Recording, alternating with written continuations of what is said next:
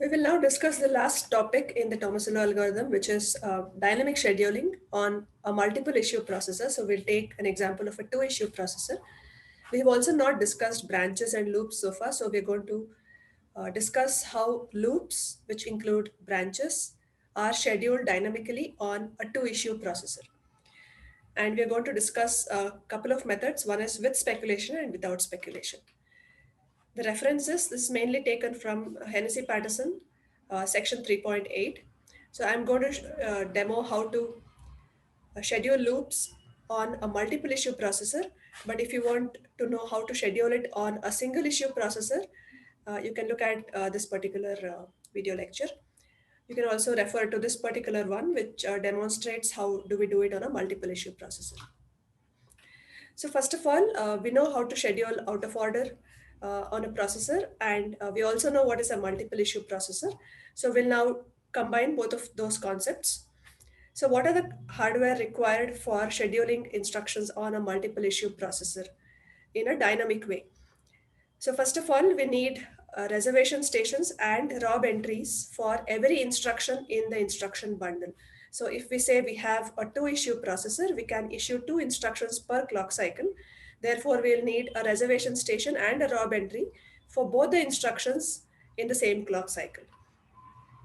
And this is usually done easily because usually the instructions in a bundle belong to different functional units. For example, one could be load, the other could be mul. So they will go to different functional units. So it is not too difficult to find a separate and a free reservation station. Now, if the reservation station is not free, then, or if the ROB is not free, then we're going to break the bundle and dispatch fewer instructions to the RS. And of course, all of them are going to be done in order because issue or dispatch to the reservation stations are always done in order.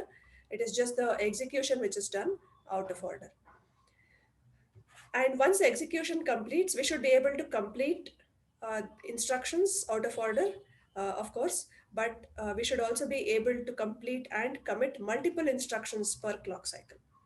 And that is not too difficult because all the hazards and dependencies are resolved usually at the front end of the pipeline. So usually completing and committing multiple per cycle is not a problem. So we'll now run through an example of a loop and I'll explain what is meant by without speculation. So we're going to consider this loop. It's a simple load, add, and store. Then we decrement the uh, the loop iterator and we branch back checking the condition. Now we assume that the address calculation unit, the ALU, and the branch condition testers are all separate hardware. And if we have a branch, we're going to assume that we schedule only one branch in that particular clock cycle. Uh, so, which means that a branch is always a single issue, typically because you do not know if the branch is going to be taken or not, and therefore, usually in this particular book, it's been assumed that we always do single issue if we come across branches. If we make branch predictions, we assume that they are perfect, and we always take the branch. So as soon as you have BNE, we are going to assume that the branch is going to be taken, the loop is going to iterate again, and therefore we are going to assume load again. Firstly, we're going to assume no speculation, which means that future instructions wait for the branch to resolve. So you can assume there are two different things here. There is one is called prediction, that is branch prediction, which means that what is the next instruction after the branch, and that's going to be load because we have assumed that the branch is always going to be taken. That means the loop is going to iterate again, so that is prediction. But the prediction can always go wrong, which means you have to wait until you figure out if R2 is not equal to R3. So that is the branch test condition here. So if R2 is not equal to R3, we're going to go back to the loop. So this testing of this condition is called as resolving the branch. So until we resolve the branch, we are not going to go ahead with future instructions execution. So that is what is called as no speculation, which means that we do not allow future instructions to go ahead and execute until the branch resolves. Although you can fetch the future instructions, but you cannot go ahead and execute them. So that's the assumption made in the case where we discuss no speculation. And then, of course, load and stores are assumed to calculate the effective address in order. So these are our assumptions, and we'll now see how to schedule this loop on a multiple issue processor in an out of order fashion. So now we're going to demo three iterations of the loop. So remember that this is not the same as loop unrolling. In loop unrolling, you're going to unroll the loop, reorder the loop much ahead before you schedule them. Here we are not assuming loop unrolling. We are only demoing three iterations of the loop, three consecutive iterations of the loop, assuming that we are always going to take the loop again and again. Okay, so now these are the instructions which have been shown for three iterations here up till here. And we're going to again do a cycle by cycle execution and see what happens every cycle. There are four columns here. This is when the instruction is issued. The second column is execution. It means that we're going to read operands, do memory address calculation, ALU evaluation or execution of the ALU unit, and branch resolution. All of that happens in this second stage. The third stage is memory access. This is, of course, only for loads and stores. And the last one is write to the CDB. So as you can see, there is no ROB here. And we will now go through each of these steps. Because this is a multiple issue or a two issue processor, we're going to fetch and issue two instructions in the first clock cycle. So clock cycle 1, we have issued the first two instructions. So remember, we are not doing any of this reordering. So second clock cycle, the first instruction can go ahead and execute. That means it can do its effective address calculation. In the third clock cycle, it can go ahead and do memory access. So we are assuming all single latencies here. And in the fourth clock cycle, it can write to the CDB. Now, this may not be the best way to schedule instructions. We could have reordered them and so on, but this is how, without reordering, we're going to go ahead and see how they execute. Now, this second instruction, although it has been issued in clock cycle 1, it cannot go ahead and execute or read operands here because it has a dependency on R2. So until load writes to R2, it cannot go ahead and read its operands. And therefore, its execution starts only in clock cycle 5. And we assume one cycle for execution, therefore it writes the result to the CDB in clock cycle 6. Also in the comments column, you can see that the reason for the wait is because it's waiting on the load. Then let's see what happens next. In the next clock cycle 2, we have fetched the next two instructions, store and add. So we've issued them in clock cycle 2. Now we want to see if we can start execution in clock cycle 3. Now store needs to do effective address calculation, so it needs R1. It's not dependent on any previous instruction, therefore it can go ahead and execute or do its effective address calculation in clock cycle 3. But in stores, you always have to read another extra register here, which is R2, which has to be stored in the memory. And this R2 is dependent on the previous instruction, and therefore the memory access step for store happens only after the previous R2 has been written to the CDB, and therefore this happens only in clock cycle 7. Now what happens to the other instruction that has been issued? We also try and execute it in clock cycle 3 if possible. We only need R1 here, and that is independent of any previous instruction. So we can go ahead and start execution in clock cycle 3. So here execution means R1 plus 8, and that is done in clock cycle 3, and it writes to the CDB in clock cycle 4. Now, up till this point, you might have already figured out that although you are issuing instructions in order, we are actually executing them out of order. Of course, we are not showing here how they wait in the RS or how the entries are made in the RAT, if any, etc., etc. But here the point is, how are we doing out of order scheduling of instructions in a multiple issue processor? So now in clock cycle 3, like I mentioned, if there is a branch, we only issue one branch in that cycle, and we do not issue anything else in that particular cycle. So we issue this in 3, cycle 3.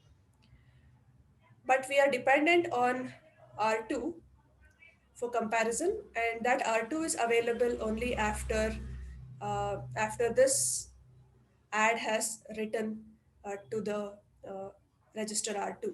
Therefore, that happens in 6, and therefore you can start the B and E only in 7.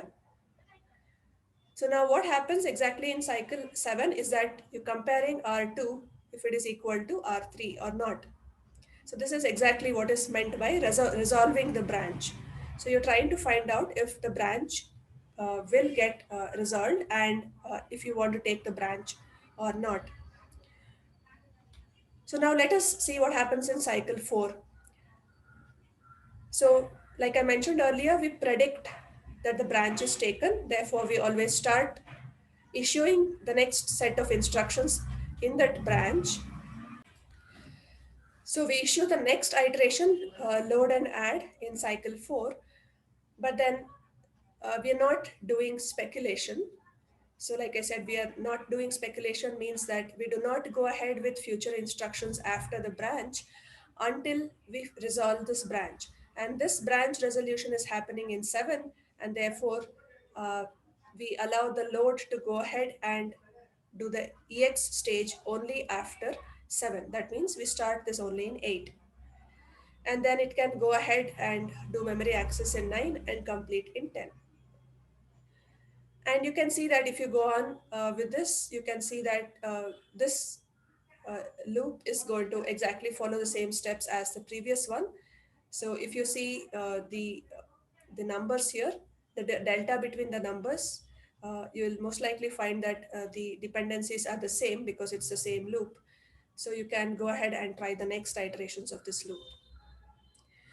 So also you should observe that the instructions in the same bundle are issued together, but they need not execute together, or then even need not complete together. So they're going ahead in very different cycles depending on the dependencies. And whichever instruction is ready to execute, for example, here store was ready, although the previous add was not ready. Therefore, went ahead and executed store. So that's a key point in a multiple issue processor with dynamic scheduling. We allow out of order execution, although uh, although there are issues with completing them together. So we do not have to complete the instructions together. So let us just go ahead and complete this. Maybe let me do just one iteration. You have the next two instructions issuing in clock cycle 5, and then what are we waiting the store on? So store is going to wait on R2. Okay, before the store, I should have mentioned this add. This add is waiting on R2 here. Therefore, the R2 is available only in 10, and therefore the add starts its execution in 11 and completes in 10. Now, the store is very interesting here. Store has been issued in clock cycle 5, but it's not dependent on R1 on any instructions. You can see that this R1 is not dependent on any previous instruction, but then why can't we start its effective address calculation in 6? Why do we have to wait until 9 for this store to start its effective address calculation? This is something maybe you can think about. Why are we not doing effective address calculation of the store in clock cycle 6, although R1 is available? Of course, R2 has to be stored in memory and it is dependent on the previous one. Therefore, you have to wait till 13. And the rest of the iterations you can follow as I described the first one. So the same rules follow for the next ones as well. You predict and you take this loop, but you do not continue with load's execution until the branch is resolved in 13, and therefore the load, although it has been issued in 7, you only start execution in 14 and so on. So this is how a loop on a multiple issue processor works with dynamic scheduling. So let us now briefly also look at what is meant by speculation. So far we've discussed the case with no speculation, and which means that you do not let any future instructions after the branch execute till the branch is resolved.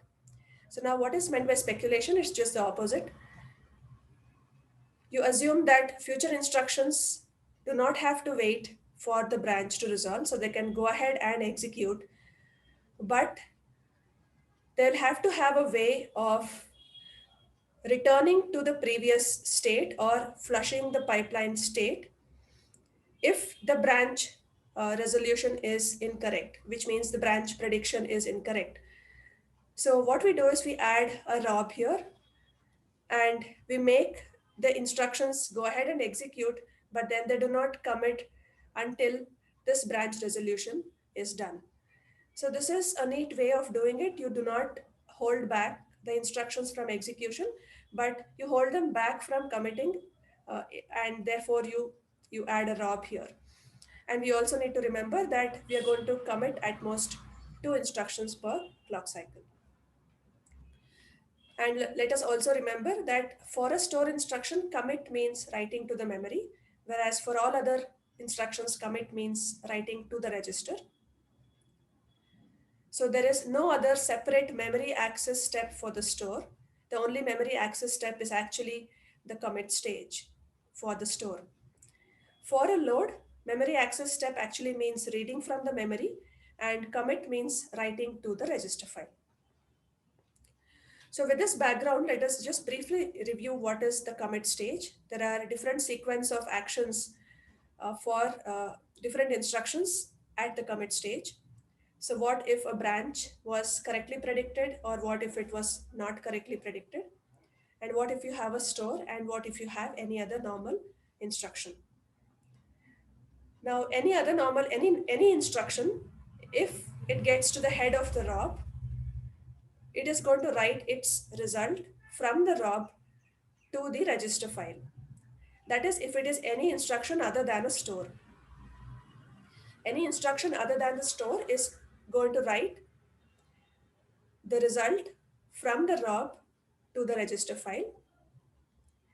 A store is going to write to the memory when it becomes when it comes to the head of the rob, and a branch is going to be completely resolved only if it is at the head of the rob. And if there is any branch misprediction, so if there is any branch misprediction, it is going to be resolved only when the branch reaches the head of the rob. So at this point, if we find out that the branch is mispredicted, the rob is flushed because all future instructions are incorrect, and therefore the rob has to be flushed and the execution is restarted at the correct target. Now, if the branch was correctly predicted and if this is at the head of the rob, then the branch goes ahead and finishes. So the branch does not update any memory or register, as we all know. But the only action for the branch at the head of the rob is that it is going to be resolved. And if there is a misprediction or if there is an exception, the rob is going to be flushed and we restart at the correct target. So with this background, let us now run through the same example with speculation. So the columns are mostly same except for the commit stage. So we have the issue stage here. Again, we assume a 2-issue processor. We have an execute cycle, which is memory address calculation. Then We have renamed this memory access as read access, and I'll explain that in a little while why that is so. And this read access for the from the memory point of view, so this is actually mem read, and this is obviously only for loads. Then we have the write to the CDB, and finally we have the commit. Now, why did we call this just the mem read? What happens to the mem write?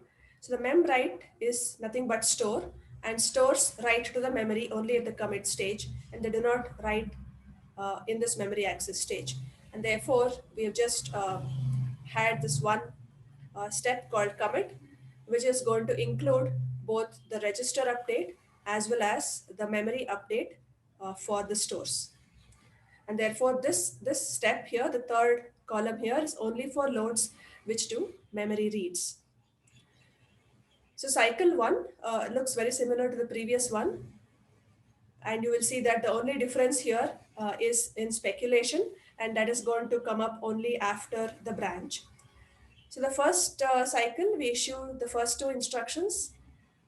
Load starts its memory address calculation in 2, memory read in 3, writes to CDB in 5, and commits in 5.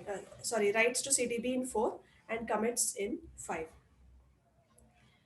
And once the data is written onto the CDB, R2 is available, and therefore the next add can start reading the register R2 in clock cycle 5. It has no memory read step. It's going to write to the CDB in 6 and commit in 7. The next two instructions start issuing in cycle 2. Store, as previously done, can do its effective address calculation in 3 because R1 is not dependent on any previous instruction. And now the interesting part is, where do you write R2? So R2 is available from the previous instruction only in cycle 6, and that gets written directly to the memory in clock cycle 7. Therefore, we put it under the commit step and not the memory access step. Now the next add can also do R1 plus 8 in 3, write to CDB in 4. But importantly, note that we have a rob here, which is going to let us commit in order. So although you've written to the CDB in 4, you might have written to the rob, but then you cannot commit until clock cycle 8 because we're doing in order commit. Then we have the branch issued in 3, and as the earlier assumption, we are going to issue only one instruction if we have a branch. And then we have to compare R2 and R3. And R2 and R3 can be compared only when R2 is available, and that is waiting on the R2, which is going to be available only in uh, 7. So the R2 that the branch needs is written by this add in 6, and therefore we can start this branch resolution only in 7. And we commit to the branch, which means we're going to see if there's any mispredictions, etc., only in 8. So to summarize what we have learned in this slide, we have a commit stage added, stores commit directly to the memory. So you can think of it as forwarding, forward this data directly to the memory. And in this first iteration, we do not see too much of a difference between speculation and non-speculation. The difference will start coming in now. Now we've issued load. I'm only showing load, but we obviously also issue another instruction along with it. So I'll show the next instruction in the next slide. So first, let us focus on what is speculation. So load is issued in clock cycle 4. Earlier, we were not letting it go ahead and do the address calculation. So we were doing the address calculation only after the branch is resolved. That is, we were doing this in clock cycle 8. But then now, when we say we're doing it speculatively, we're going to go ahead and let load calculate its effective address. So since we can calculate the effective address in 5, we can go ahead and do the read access in the next cycle and write the result to the CDB and then finally commit, of course, in order. Therefore, it has to wait till 9. And also note that we're committing at most 2 instructions per clock cycle. So you cannot do this in 8. So essentially, to summarize speculation, load can start its effective address calculation without waiting for the BNE to resolve. And the load of this next iteration can go ahead and start reading from the memory also. Now, the question I have for you guys to think is, if you notice, we are doing the read access for the load in clock cycle 6, whereas we are doing the commit or the write to the memory of a previous store in clock cycle 7. So is it okay to read the load even before the previous store has returned to it? And why is it okay to do that? So let us see just one more set of instructions here. You have the add, of course, issued in the same cycle as load because it's to issue. And then it is waiting on R2 from load, which comes in at 8. It writes to CDB in 9. And because it is returned to CDB in 9, it cannot commit in the same cycle, so it commits in 10. Then the store and the add are issued in 5. Effective address calculation happens in 6. So remember, this is also another difference. So earlier, all of these instructions were stuck because we were waiting for this branch to resolve. So if we quickly go back to the slide where we had no speculation, everything after this starts only after clock cycle 7. Whereas in the case of speculation, here there are a few instructions which have started executing even before the branch has resolved.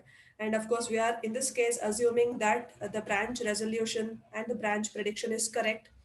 The branch prediction is correct, there is no misprediction, and therefore we are going ahead and executing these instructions. Otherwise, we will have to flush these from the ROB and restart at the correct target.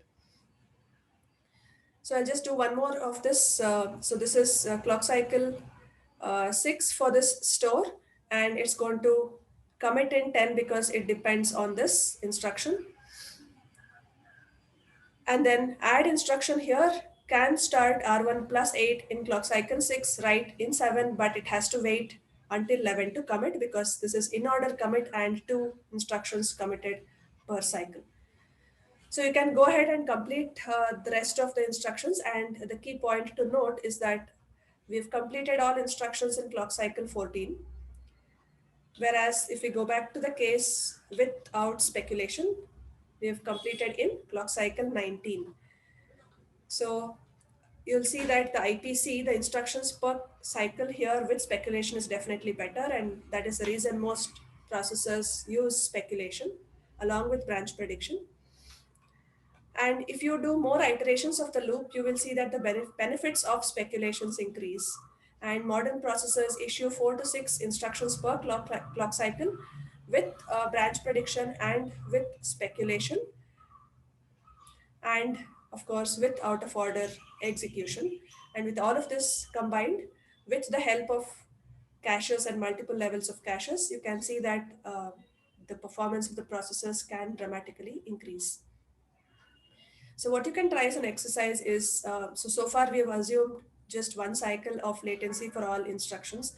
So if you can also repeat this example with add taking 3 cycles to execute, for example, uh, you will have an experience of running through this whole example again. So here I've just summarized the complete slides without speculation and with speculation so that you can compare the two. So just to reiterate, I have only demonstrated multiple issue with dynamic scheduling and how do you run a loop over this. Now, if you want to do a single issue processor and how you run a loop on a single issue processor with dynamic scheduling, you can of course try this on your own for the same example. You can also go through this video from TU Berlin. It's a very nice video explained in about 10 to 12 minutes on how you can schedule a loop dynamically on a single issue processor. And the same concept is demonstrated on a multiple issue processor by the same faculty in this particular video. So I encourage you to go through this.